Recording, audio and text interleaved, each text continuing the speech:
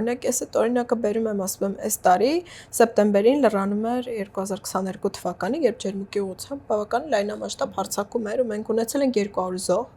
մենք ունեցել ենք սարսափելի պատերազմական հանցագործություններ, մինչև կին զինծառայողների անդամահատման դեպքեր։ Այդ օրերին, որոնք փաստագրված են, չէ՞։ Միանշանակ։ Ոչ միայն փաստագրված, ադրբեջանցիները իրենք են դա տեսանկարել։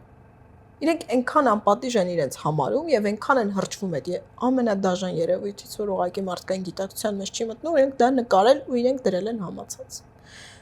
Այդ օրերին Հայաստանի ղեկավարությունը ոչ մի բառ չուներ ասելու այդ մարդկանց հարազատներին, նրանց երեխաներին, նրանց մայրերին, նրանց ծնողներին, քույրերին։ Դա արդեն ցուցիչ է, թե ինչպես է դու վերաբերվում այդ պետության զինված ուժերին,